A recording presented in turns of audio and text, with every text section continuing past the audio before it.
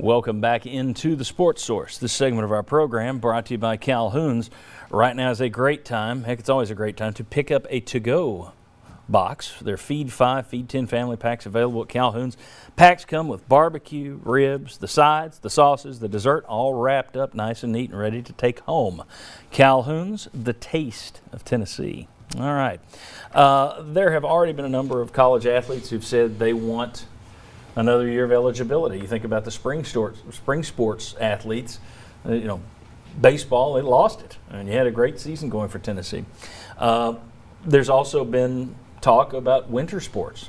The NCAA has suggested that it's open to grant relief for the use of a season for D1 athletes whose spring sports have been canceled. The NCAA also discussing what to do about winter sports athletes who didn't get to compete in tournaments. But there are a lot of questions tied into that. I know I've had a lot of people say, hey, can Lamonte come back? Well, if Lamonte comes back, you're going to have a whole lot of other people come back. And here are some of the things that come up. There are roster limits in these sports. Do you just uncap that?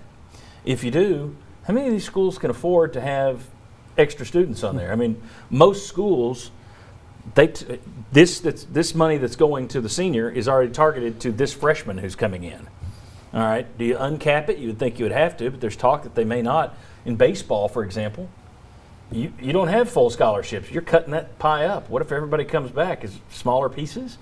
Small schools can't afford. I mean, you look at a school like your old school, Milwaukee, probably makes most of its money off the NCAA tournament. That check's not coming this year to all those schools that make it and don't make it. How are they going to afford to bring the rowing team back? Anybody that can spring track team, that kind of stuff. And then there's also Title IX. And I was reading about this yesterday, if you have, let's say, 10 6-year senior males who can come back, but you've only got 5 6-year senior females who can come back, it's a Title IX violation.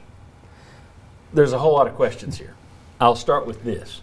Are you in favor, if it's possible, of a 6 year of eligibility? The answer is yes, to me. If it's possible. If it's possible, but that's the problem. I think the things you're outlining make it difficult to enact that. For example, you're talking about at ETSU, Steve Forbes has 5 seniors. He wants them to get an extra year of eligibility. Has he already signed 5 players coming in? Is he going to be on 18 scholarships? Financially, that's going to hurt him. I don't know that they would get approval. I would like to see that because I think it's tough for a lot of these athletes. Look, outdoor track hadn't even started, and now you're shutting them down. So, yeah, I think it's tough for those that are seniors.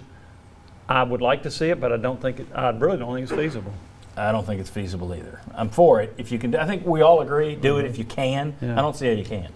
I absolutely think they should. It's an easy way for the NCAA to actually get a win when you say you're about the student athletes, is to be able to get an easy win, give them the eligibility. And then how many millions of dollars was SEC Network kept carving out to each of these schools? How many millions of dollars does the NCAA want? I'm not talking about the mid-majors, the Wisconsin, Milwaukee's, that type of thing. But they're financially, there's a way the NCAA makes so much money that you're talking about 10, 20, 30 extra scholarships. There's ways that they could go ahead and do it. You're not going to make the same amount of money as a school or as an NCAA for a couple years.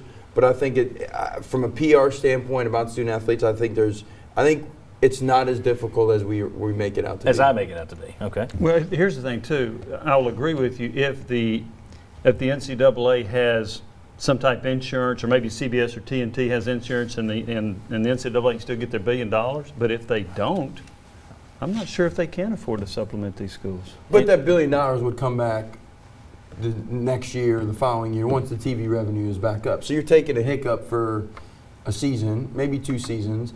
So yeah, you're going to take a financial hit. But again, the NCAA can't make that argument if it truly is about the student athlete. So does the NCAA just kick it back to the schools and say, hey, tough break, Grand Canyon State? I mean, because that's Grand Canyon State can't afford this. I think the NCAA has to come in and help. Just like our government's had to come in and help in certain ways. I mean, I think the NCAA is going to have to come in and help in certain ways to help these schools. Because the other issue is it's not just next year. You're going to have the following year and the following year. Where now, because what is going to happen, you're going to have guys redshirt. And so now they're going to be in your program for 5 years. I mean, it is a slippery slope, but I think there's ways that they can can get that. Yeah, I win. mean, first, I think you got to know what kind of numbers you're talking about. Right. How many? It's different for every How school. many? It's going to be different.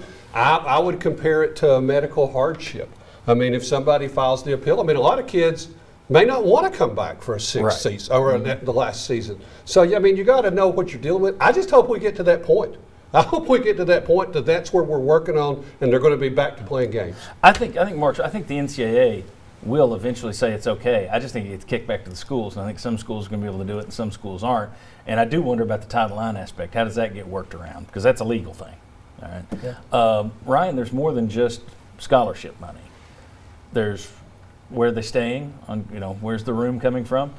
What's your food budget go up to? If you've got 25 extra athletes you weren't counting on, where's that come from? All that other kind of stuff. Your thoughts on just the lay of the land on how this would work? Yeah, I mean, like you said, it's a bigger issue for some schools than for others. So I think the financial aspect is something Power 5 schools are fine. Yeah, Power 5 schools are going to be fine. I think it's just a matter of can the NCAA or someone else step in and does the NCAA say, you know what, we're allowing it, but it's up to schools to figure out whether they can do it and whether it's right for them. That may be the fairest way to do it without distributing a bunch of money to everyone around the country.